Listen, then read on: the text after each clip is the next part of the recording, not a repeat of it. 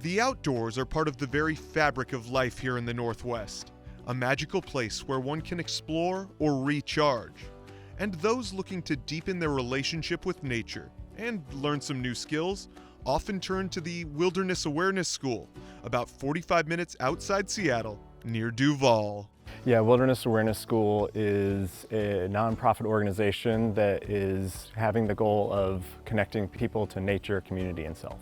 Dan Corcoran is the program director at Wilderness Awareness School. The organization was founded in New Jersey back in 1983 and moved to Washington in the mid-90s.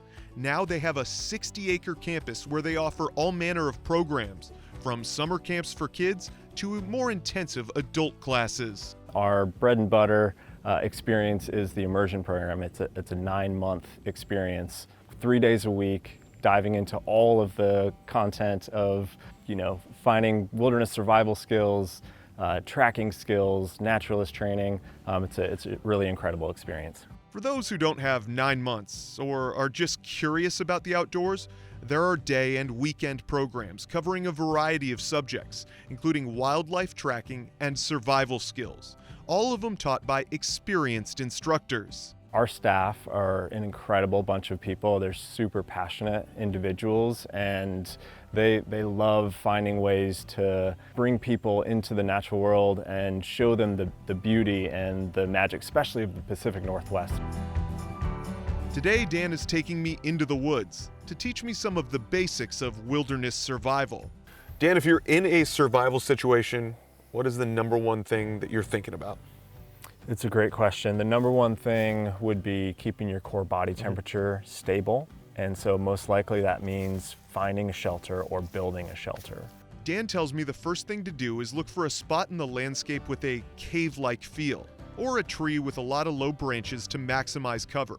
Step 2 is gathering materials to create a sort of sleeping pad, an insulated layer to keep you off the ground. Here in the Northwest, that means sword ferns. Lots and lots of sword ferns. It's a love-hate thing for our students that come here, gathering ferns. What do you think? You want to test it out? Oh, heck yeah. Yeah, this is legitimately pretty comfortable. That's awesome. Yeah, just having a couple inches between you and the ground makes a huge difference. Dan recommends carrying a small survival kit in a waterproof bag every time you go into the woods, even for short hikes. His contains a headlamp, small knife, protein bar, water purification drops, matches or a lighter, and another backup fire starter, a small first aid kit, and yes, toilet paper. All these things are hard to find in the natural world, or they're gonna really enhance your ability to focus on those basic things like fire and shelter that you can't make with these things. So, indeed, in a survival situation, staying warm is critical, and that means building a fire. With fire, it's like doing it in stages, and so what's the smallest, finest, driest material you have? That's what you want to put your ignition source on. Sure, that makes sense. We're doing this on a wet forest floor in a controlled environment. But out in the wild, Dan says he would spend time building a ring to prevent the fire from spreading, and always have water on hand. One little trick that we have here is pine pitch, is the sap. And so we can create a little bit of a match extender here. And if you light this will create like a little mini torch almost. Look, this isn't Survivor. To maximize your chances of actually building a fire, Dan recommends always carrying a lighter or waterproof matches. Oh boy. Shows you how much survival I've got. You're doing good.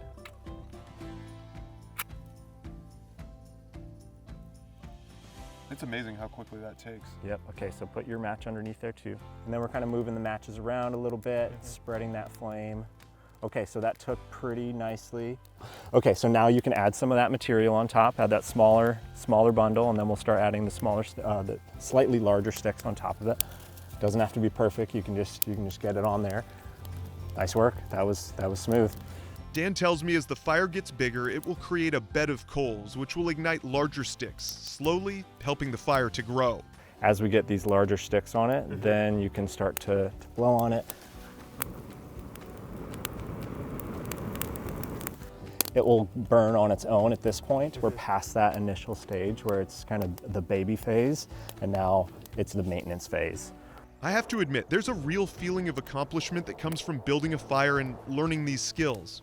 But the ultimate joy is simply being out in the wilderness, soaking up the beauty of the Northwest.